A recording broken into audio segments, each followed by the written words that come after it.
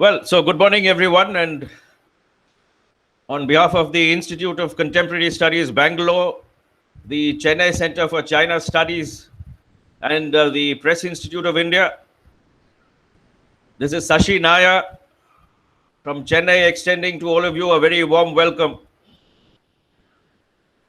I am particularly delighted to welcome Ambassador Gautam Bambawale, who so readily agreed to be a part of today's program. So thank you very much, Ambassador, for being here. It's a pleasure to have you. And incidentally, this program today is the last of the four-part series that we started in September, one every month. Today, of course, will be a more detailed look at the media landscape in China, the flow of information there, the controlled information that is disseminated and how it impacts the world, so to speak. I must point out for the benefit of the ambassador that the first program we had in September was a sort of curtain raiser which looked at various aspects of the deciphering China landscape. The second was a more focused look at cybersecurity and cyber capabilities of China and how India could counter that. And we had an expert crack cyber security team spread over Bombay, Singapore, and Bangalore who participated in that. Some of the videos are available on YouTube. And the last one we had in November was a very, very detailed look at the maritime situation, the maritime context, as we termed it. It was a 2-day program packed from morning to evening, which had a fairly good attendance with experts and senior journalists participating. And bringing up the rear, but of course, last but not the least, is the media, which is a very important aspect of relations between countries. And with China, it of course assumes particular importance. So we are very happy that you are here and kickstarting today's program with your keynote address. For the benefit of those who might not know Ambassador Gautam Bambawale, let me briefly introduce him to you. Gautam grew up in Pune and studied at the Bishop School and the Ferguson College. He obtained a master's degree in economics from the Gokhale Institute of Politics and Economics. He joined the Indian Foreign Service in August 1984 and worked in the Indian Foreign Service for 34 years between 1984 and 2018. He has been India's ambassador to Bhutan, Pakistan, and China. He has headed the Indian Cultural Center in Berlin. He was stationed in Washington, D.C. during the Indo-US nuclear deal. He has also worked at the Prime Minister's office. But significantly for today's program, we must note that he has had 17 years of experience dealing with China in various capacities, and he's considered an expert on China. Ambassador Bambawale is fluent in Chinese and German. He has an MPhil in economics from the Gokhale Institute of Politics and Economics in Pune. So we look forward to your keynote address. Ambassador, over to you.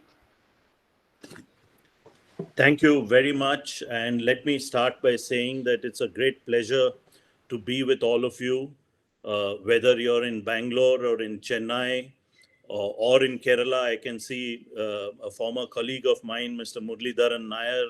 He is in Kerala somewhere or anywhere in India or other parts of the world, because these days our technology is such that there are people joining in from all parts of the globe. So let me start by saying it's a great pleasure to be with all of you. I'm so happy to be able to participate in your series of 4 monthly programs on deciphering China. And as I was saying earlier to some of my friends here, that it's a great pleasure to see that China studies is now beginning to move outside Delhi. It is, Delhi used to be the center for China studies for many years, maybe even decades, but increasingly as this subject becomes increasingly important, it is also very necessary for people in other cities, other parts of India, whether in north, east, south, west, to do China watching, to understand China and contribute their understanding to the national mainstream. So I'm very, very happy to be participating in this particular program. Now, today's session is mainly about media, reading between the lines. And what I'm going to do is I'm going to talk a little bit about the media and how it's organized in China. But I think you also have a whole day of inputs from other experts who will go into greater detail. So I'm going to just spend a few minutes on that. And then I'm going to turn to the main question of the day, which is deciphering what China is wanting to signal to India through its military actions in Ladakh. So let me just start by talking a little bit about the media and then turn to the question of how we decipher China's actions in eastern Ladakh. Now, as all of you know, communist parties across the world, whether it was in the Soviet Union earlier or China now, and also in some other countries like North Korea, for example, they place a lot of importance on the message which is going out from the country, from the government of these countries. So, built into this communist system is a whole series of actions to control the message which is being delivered from the country and from the government. And therefore, as you can imagine, there is a great control of the media in any communist country, and that is true in China also. Now, as all of you know, that the Chinese Communist Party and other communist parties, previously the Communist Party of the Soviet Union, for example, have a very important section of the party which used to be referred to as the propaganda department. These days, because propaganda has a negative connotation, the term has been changed to publicity department. But the Central Committee of the Communist Party of China has a very important part of it, which is called the propaganda, used to be called the propaganda department, now called the publicity department, through which the media in China is controlled and controlled very, very tightly. This is not just the print media. The print media is indeed very tightly controlled, and that has been done over the past 70 years since the existence of the People's Republic of China. But increasingly, we find that even new media, such as social media, is something which the Communist Party feels the need to control and feels the need to monitor. So this is all done through the propaganda department or the publicity department of the Communist Party of China. Now, very often, for example, and I'll give you an example here, say, for example, that the foreign minister of China, Mr. Wang Yi, is visiting, say, India. Now, all the information about his visit is strictly controlled and put out by the embassy after clearance at the topmost levels. That is, Mr. Wang Yi himself will take a look at what is being put out, and it is a completely well-written piece which is then handed over to Xinhua, the New China News Agency. It is put out by Xinhua, which is another arm of the Communist Party also. And then the rest of the media in China picks that up and repeats exactly what has been put out by Xinhua. So in this way, there is a very strict control of the message that is going out from the government of China. And I think all of you know that. And you're going to be studying this in greater detail and looking at it in greater detail as we go ahead. Now, as far as social media is concerned, of course, this is much more loosely organized in any country, including in China, where individuals now have a voice to state their own views, to state their own opinions, and therefore controlling social media is much more difficult. But what the Communist Party of China does is that it has control over the technological tools. So, for example, if there could be a particular word if that word appears in any post on the social media, the automatically it gets deleted. So, for example, if the Communist Party wants the word Tibet to be controlled, anything that you write about Tibet within China will automatically get deleted, and through that, they are able to control even the social media. Uh, and I must point out that the Chinese Communist Party, the publicity department, spends enormous resources in order to monitor the social media and to monitor what people are thinking and saying and writing and doing. So this is how the Chinese have absolute control over the media. I find that a lot of people in India keep quoting a newspaper in China called the Global Times. Now, I know why they do that, because that is one of the few newspapers which is available in English, and therefore that becomes the only resource for people in India who do not want to either um, take a look at the more detailed Chinese versions, or who don't have the ability to read the Chinese version. So it becomes very easy to just look at the Global Times and to quote it. But the very fact that this is happening has been noted in China, and that's why the Global Times is used as a conduit for sending certain messages which the government of China wants to send to India. And the Global Times has now assumed that kind of role in the entire media sphere, in the entire media scape in China. So I think we have to keep this in mind.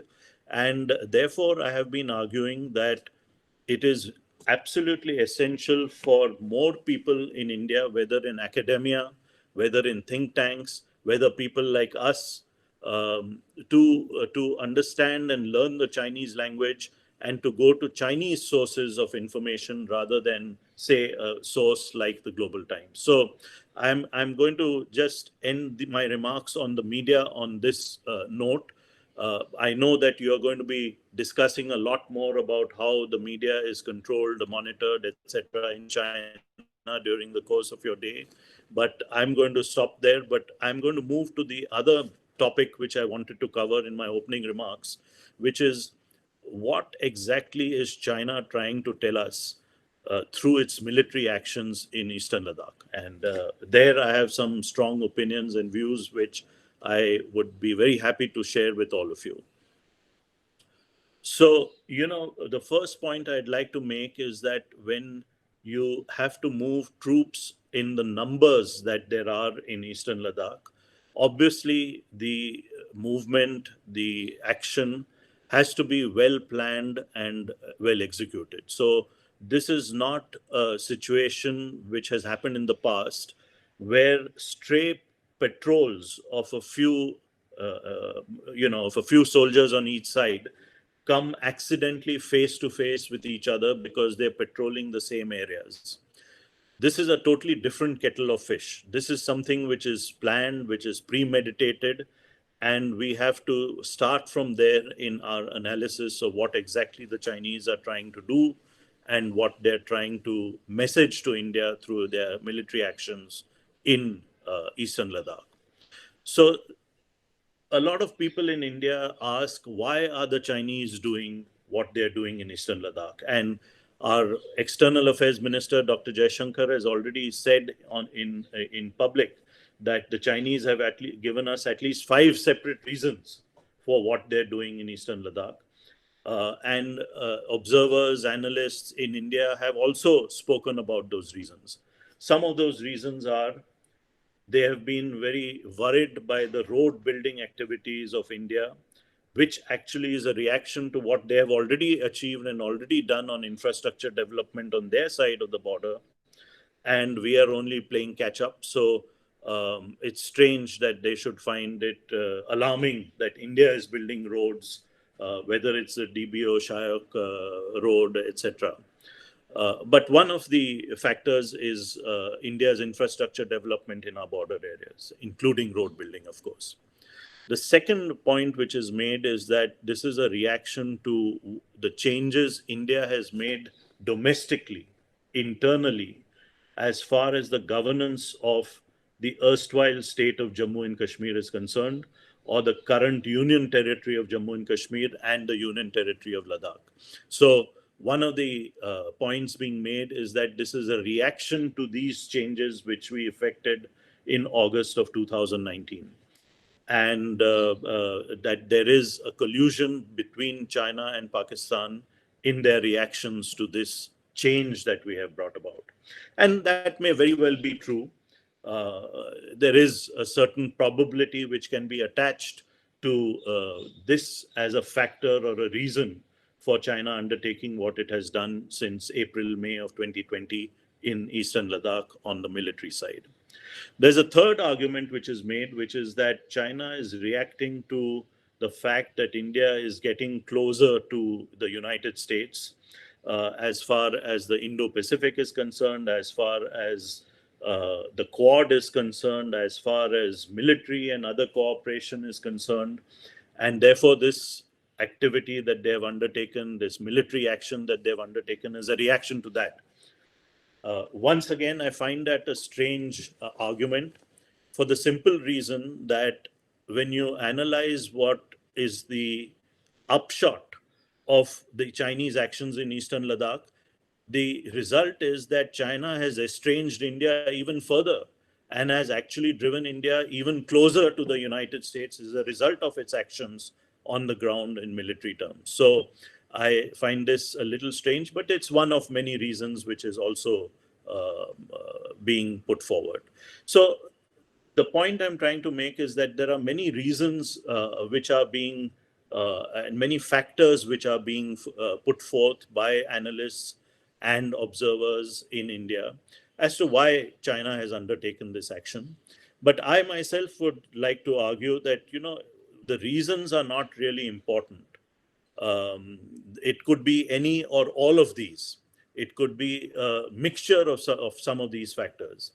But I think what is more important is to analyze what China has done on the ground and what they're trying to convey to India by taking the military action that they have done in eastern Ladakh. And let me come to that. In my view, that there is both a tactical implication as well as a strategic implication of what China's attempted military coercion in eastern Ladakh conveys to us in India. And indeed, I would argue it conveys to the rest of Asia and to the rest of the world also. So on the tactical side, what the Chinese are trying to convey to us is that they can, through military action and military coercion, unilaterally decide and define the line of actual control between India and China, or even the boundary between India and China. So I think this is a tactical message which they're sending us, that if we don't play ball and if we don't quickly settle the boundary between our two countries, there is this option for China to do it unilaterally. And of course, that is completely unacceptable to India, because any boundary cannot be drawn unilaterally. It has to be done through negotiations, discussions between the two sovereign states which are involved. So this is one of the implications on the tactical side. The implications on the strategic side are even more far-reaching.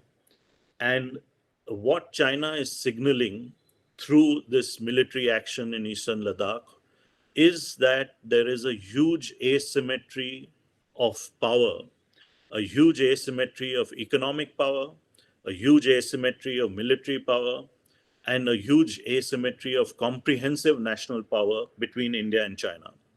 And that India must accept this asymmetry and must accept a pecking order in Asia where China is the number one power of Asia. So basically, China is trying to imply that India needs to understand its place in the hierarchy of nations in Asia, and that India has a much lower place or a much more subservient place in the hierarchy of nations, at least in Asia, if not the world as a whole.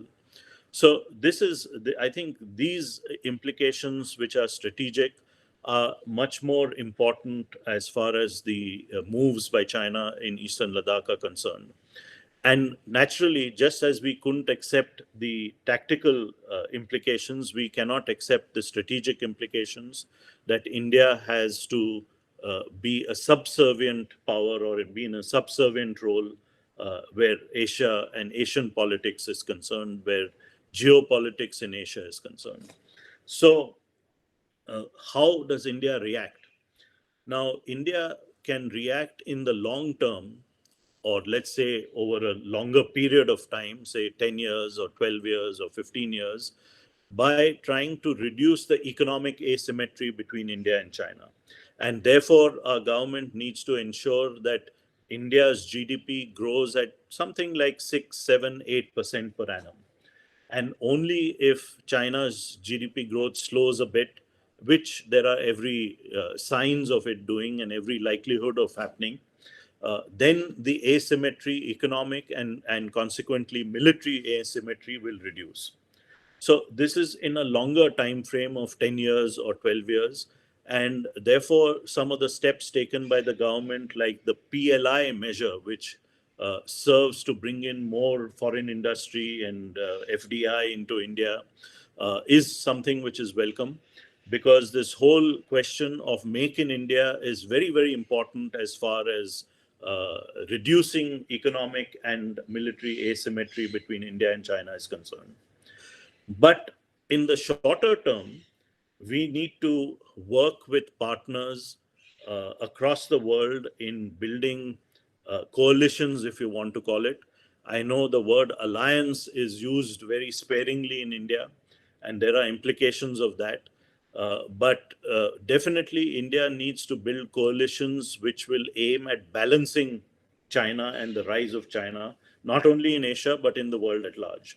And there we need to work much closer with countries like the United States, Japan, Australia, even Southeast Asia, Western Europe, in building coalitions which will help balance China in the short term, which gives India the time to reduce the economic asymmetry in the longer term, which we have been talking about. And here I would like to make one point that, in India, we have always spoken about strategic autonomy. We have always spoken about, at one point, non alignment. But at this point of time, when we need to build balancing coalitions with other groups of countries, other democracies, other countries which may not be democracies, like Vietnam, let this not become a holy cow. Let strategic autonomy not become a holy cow, which stops India from promoting promoting its own national interests and protecting its own national interests. So the main point I would like to make to all of you here is that yes, in the long term, strategic autonomy, India is a big country, it will have its own policy, is true. There's no doubt about that. But in the shorter term, in order to build coalitions with other countries, balancing coalitions which will help to balance out the strength of China, of a rising and very powerful China, we need to get over this holy cow that we used to call non-alignment, or now we call strategic autonomy. And there have been examples in Indian history where we have built such coalitions. I don't want to go into that, but I'll end by making this point that I hope that all of you will agree that in the short term, we need to build these balancing coalitions so that we can stave off the challenge of a rising China, of a powerful China. And in order to do that, we must not make strategic autonomy a holy cow, which will prevent us from doing exactly what we need to do to protect and promote our national interests. So I'm going to stop there. I think I've spoken long enough, 15 or 20 minutes that you had allotted me. And I'll hand the floor back to you, Mr. Nair. Thank you so much. Thank you very much, Ambassador. That was, I found some, I mean, we all found certain points you made very interesting, especially the aspect of controlling even social media in China, using technological tools, as you mentioned, and also the importance of learning the Chinese language for some of us who are interested and looking at how they portray and what their ideas are. Also about the military action in Ladakh, you mentioned both the tactical and the strategic aspects, whether it's they're wanting to set the border unilaterally, or are they trying to show India its place as such?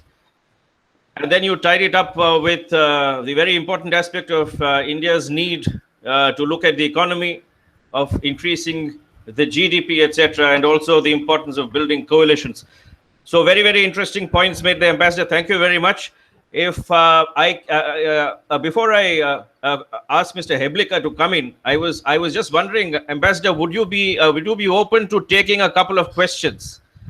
Norm, Of course, of course, of bec- course. How can we have a discussion without yeah. questions? I'll be So happy okay, yeah, if there all are right, questions, because and we have some time. including disagreements with my thesis.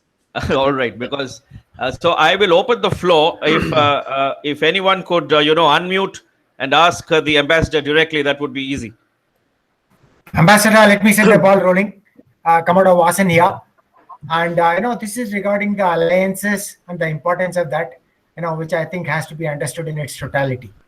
But there are always fears, like you correctly said, about, this word that people are hesitant to use, the so-called strategic autonomy or non-alignment or whatever you want to call it. So in this phase, how do we bring about greater awareness in the political circles and also amongst the public about the need for such coalitions? So we've been talking about it, but I don't see even for the Quad there was a lot of reluctance in even accepting Australia. Which had shown a lot of interest despite its size and asymmetry with China. It showed such great inclination to be part of Quad and anything else. How do we bring about this change? Yeah, no, that's thank you, Commodore, for an excellent question. It's actually a $1 billion question, but I believe that in a country like India, a democracy, it's important for increasingly larger number of people to write about it, to talk about it, to explain it. And if I didn't want to go down the historical route, but if you go down history and look at what happened in 1971, you can see that by entering into the agreement with the then Soviet Union, we did exactly what people would call today building balancing coalitions. So I think there have been instances in India's history where we have not let non-alignment or strategic autonomy become a holy cow or a shibboleth which hangs around our neck, and we have promoted our national interests by doing that.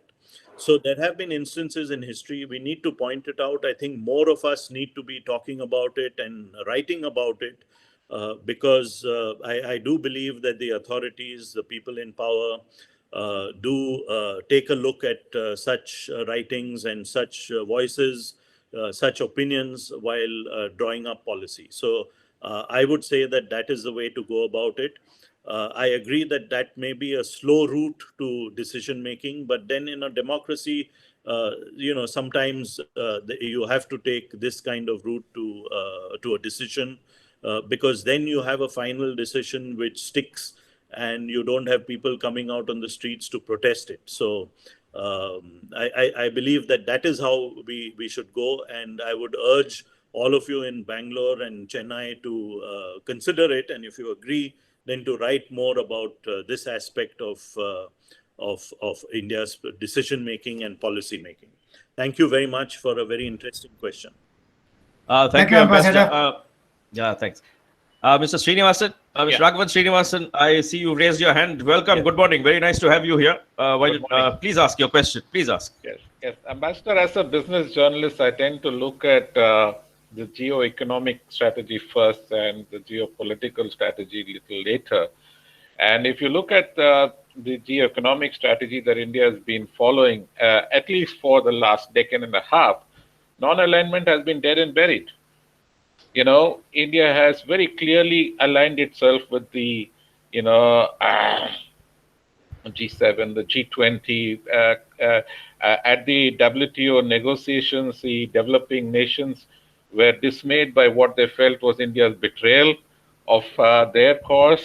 So, in that sense, that has not held us back, in any concept of non-alignment or even India's earlier dearly held position as a champion of the global South, that has not deterred us from pursuing our interest, national interest, if I may put it that way, when it comes to economic diplomacy.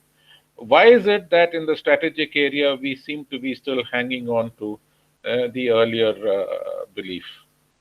Yeah, that's a very interesting point that you make, Mr. Raghavan, Mr. Srinivasan. And let me say that what you're arguing is true. I mean, there is no doubt about the fact that where geoeconomics is concerned, India has played to its own national interests and it's to promote its own national interest. But somehow in geopolitics, there is a bit of difficulty, a bit of reticence, a bit of hanging back in building coalitions with other countries. No one wants to call it an alliance because everyone feels that that is something that we, as a big nation, should not be doing, and that alliances also hedge our decision making capability and capacity. But I think the facts on the ground are such that we need to get over this sort of hang up, if you want to call it that, because the need of the hour, at least in the short term, is to build such balancing coalitions, because there is no doubt that China is a big military and economic power, and if you use GDP as a rough measure to measure this power, they are at a $14 trillion economy. India is at a $3 trillion economy. So that shows you the asymmetry between us at a very rough and ready level. And I think it is essential that we need to, go beyond these issues, which should not become, they should not become holy cows to which we are wedded when that doesn't meet our national interests. And as you have rightly pointed out, in the economics of the world, we have promoted our national interests through taking decisions which may not have been part of the global South or the viewpoint of the global South. So I do hope that that sort of thinking permeates into geopolitics as well. Thank you. Thank you, Ambassador. Commodore Venugopal, you have a question. I see your raised hand. Are you there? Yes, I am here. Thank you, Ambassador, for a very comprehensive presentation on, your take on China. My question is with respect to India's, active role in Quad when it comes to actually this is all what's happening now is just the talks. Nobody is even mentioning China in their narrative. What do you think will be India's take when it finally comes to taking a call? Whether going to be active or we're going to remain as a bystander? No, I think even if no mention is made about China, I think there is very little doubt that the Quad is a counterbalancing coalition, if you want to use that word, against China. If China's does things which are not acceptable to the four countries and to the rest of the world, then this particular coalition is going to take action. And I don't think India is going to be found wanting. I think India is actually in the vanguard of this movement. Of course, it is the United States, the preeminent power of the world, which is leading the Quad. But I don't think India is going to be found wanting on that. And one of the reasons for that is because by taking the action that China has done in Eastern Ladakh, China has already exhibited what kind of relationship it wants with India. It doesn't want a steady, balanced, forward looking relationship. It wants an unsteady, distant, competitive relationship with India. It wants to show India its place. And I think, irrespective of whether a resolution to the current standoff in Eastern Ladakh is found, and even if the Chinese military forces are to restore status quo ante as in April 2020, there is no way that India can not change or reset its policy towards China. that will be silly and stupid, because we have to draw our conclusions from what the Chinese have done militarily this summer. And therefore, I am led to believe that India will not be found wanting in the Quad or any other counterbalancing coalition, whether it's a group of 10 democracies, as some people have been arguing. India will very much be a part of it. So I believe that, through some military action to gain maybe some tactical advantage on the ground, China, by its actions in eastern Ladakh, has lost India strategically. And I think the rest of the world knows that. The United States and Japan definitely know that. I suspect even the Russians are beginning to see that. And so you can see some of the statements. For us, it is very important to keep Russia on our side, and that is going to be a big challenge for Indian diplomacy and for the government of India in the coming months and coming years. But it's very important for us to keep Russia on our side and not have it in a coalition with China. So these are some of the implications of your question, Commodore, and I hope I have been as undiplomatic as I can be. Since I'm retired, I can afford to be undiplomatic, which I've been in ample measure. So thank you very much for an excellent question. Thank you, Ambassador. You've answered me very well. Thank you. Shashi, can I ask a question? No. In order, Colonel, just hold on. General Bajwa, you have one, I think. You raised your hand earlier. We just go in order. Yeah, thank you. Jai Hind and Pranam to everybody. Thank you very much, Ambassador, for a lovely presentation. My question is that day before yesterday, the Americans passed a bill, the Congress passed a bill called the Tibetan Policy and Support Act 2020. Why are we as a country shy to call the India-China border as the India-Tibet border? And why do we not continue to project that it is an issue between India and Tibet, which the Chinese are encroaching on, and we would give credence more to Tibet rather than China? And we must start actually taking them on this issue. There is only one person I know who's been writing a lot on this, Claude RP. He has brought this out in 4 volumes that he has just produced from under the USI. Very well researched volumes. And we are not taking on this issue. Why are we so hesitant? And I'm very glad that we continue to call the ITBP and not change it to Border Security Force Mountains or something. Indo-Tibetan Border Police, and our interaction should be that we keep talking Tibet and let China keep explaining that Tibet is part of China. Why should we explain for them? Thank you. Yeah. No, that's an interesting viewpoint, and I think it's a very logical viewpoint. But unfortunately, way back in the 50s, we have accepted that Tibet is a part of the territory of the People's Republic of China. And that was reiterated in several instances in even the recent past.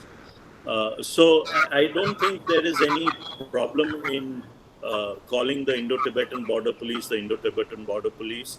There is no problem in not calling it the India-Tibet border and calling it the India-China border, because we have accepted that position. But I think what is more important, and you're not wrong there, is the actions that we take. So actions to support and shore up the Dalai Lama and his followers in India, actions to support the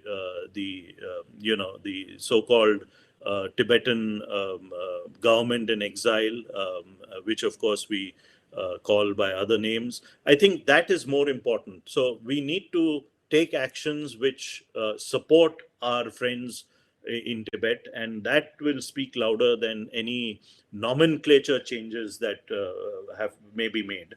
So I believe that is what we need to do. And to just take that forward to its logical conclusion, I believe this is the time for India to absolutely strengthen its linkages with Taiwan. In fact, economically, we will benefit hugely if we enter into a free trade agreement or a comprehensive economic cooperation agreement with Taiwan, because there are great synergies between India's economy and the Taiwanese economy. Even now, many of you know that under the PLI scheme in the telecom sector, it is the Taiwanese companies like Foxconn, Wistron, Pegatron, which manufacture for Apple, who have now moved their production to India. Some of them have had some problems, but that's a different aspect. But I think this is the time to really strengthen our linkages with Taiwan, including on the side of understanding and deciphering China, which is your main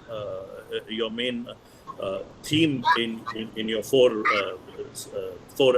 activities that you've undertaken. So if you want to decipher China, I think the Taiwanese can help us in understanding and deciphering China. And we need to increase these linkages with Taiwan, and definitely on the economic side, which is much more consequential, because we must remember that one of our objectives should be to reduce the asymmetry, both in economics and on the military side, between India and China. So the Taiwanese can help us in reaching that goal, and we should utilize this and leverage this kind of relationship and partnership to its fullest extent. Thank you. I just add another point that we did a very right move, I think, in having utilized the Vikasis, who are part of the SFF, and conveyed to the Chinese that, well, we are doing something about these people also. Thank you very much. Oh, absolutely. I agree with you entirely there. And there, our actions spoke louder than any words. True, very true. Itself has sent a message which is very, very loud and very, very clear. So my argument is that take more such actions rather than making seminal changes, nomenclature changes, which really don't mean much. So I completely agree with you, General Bajwa. Thanks, General Bajwa. Colonel Hariharan, you there? Hariharan, Ambassador, I have one question. That is, are we constrained in our actions because we share a land border, unlike a very long land border, undefined by both sides, or rather where there is a dispute? Don't you think that border dispute is germane to the whole issue? We have made the maps, given them to the Chinese. Chinese are not responded. Can't we have a deadline and tell them that further border measures, what you call confidence building measures, cannot take place unless the Chinese give their survey maps or bring it to a boil? Why we hesitate in this respect? Yeah, no, that's a very thought-provoking question. Let me say that, yes, we have given maps, but, any boundary between two sovereign nation states has to be settled through negotiations and discussions between those two countries. And you're absolutely right that even where the line of actual control is, leave alone the boundary, the Chinese have stopped that process and they have not moved forward on it. Possibly because this undefined boundary, undefined LAC is a situation which is of benefit to them. Possibly. Now, the point is that unless we have the military power to back up a boundary that we project to the Chinese and say that, look, either you discuss it through negotiations, and if you don't, then we will just make this a de facto boundary. We don't have that kind of military power at present.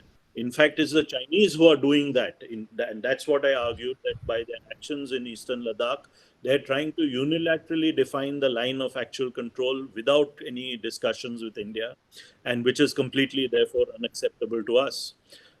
So you need to have the military power to back up, or if you want to use the word comprehensive power, to back up that kind of proposal by actually producing a fait accompli on the ground. And there, I think, is where we have a problem.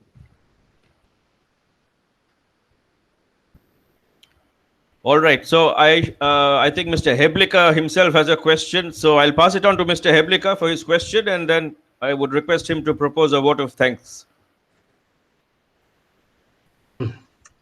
Thank you and good morning, Ambassador Gautam. One question I just wanted to ask. It's always been something which interested me. While I understand that the government of India and its infrastructure is adequately prepared to look at the external threats to our national security, but what worries me is the states in the government in India today are the weakest links with our national security mechanism.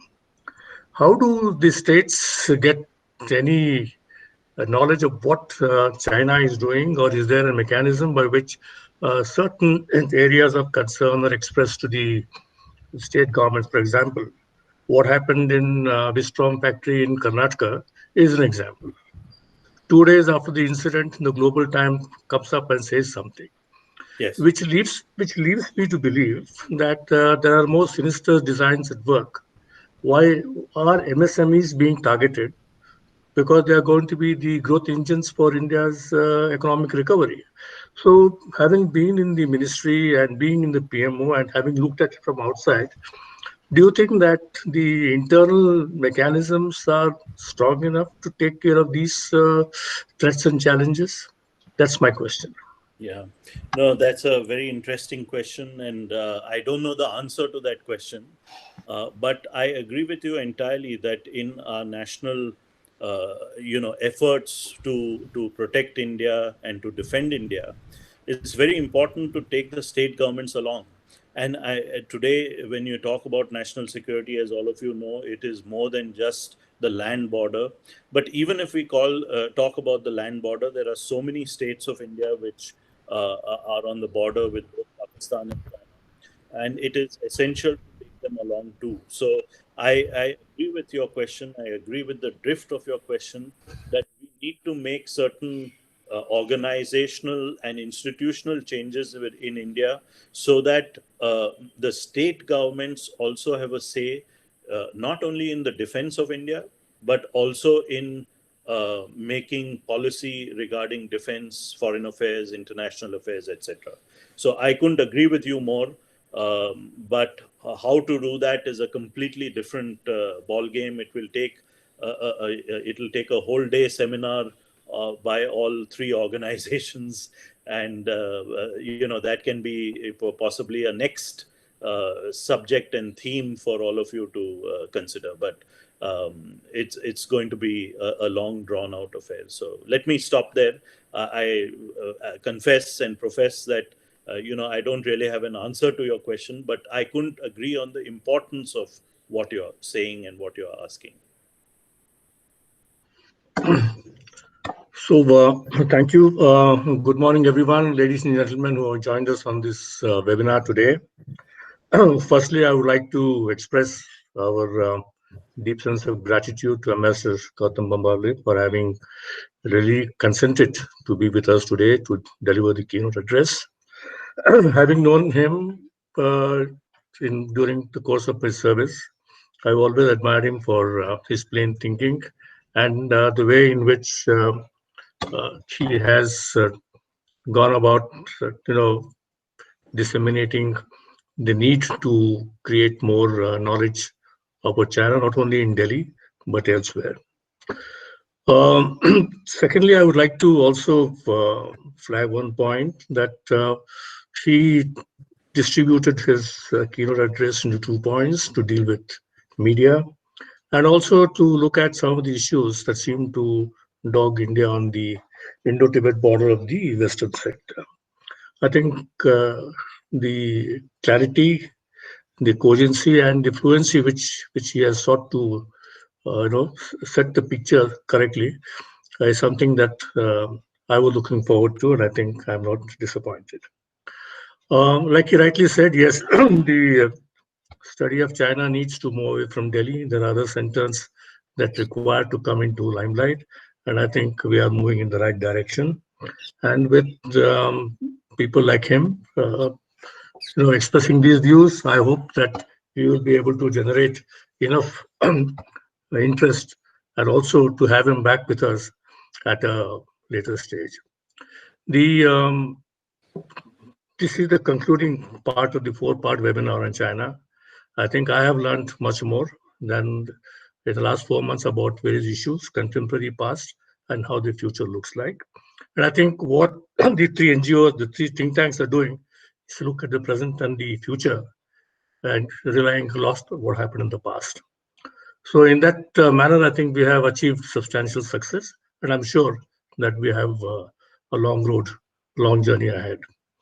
With these few words, I would like to thank Ambassador Bambawale on my behalf, the behalf of my institute and the co-hosts for being with us today and for having shared his views on a subject which is of national importance and which we need to know more and as the subject unveils itself. Thank you very much for being with us, and we hope that we will have you back again very soon. Thank you. Have a good day.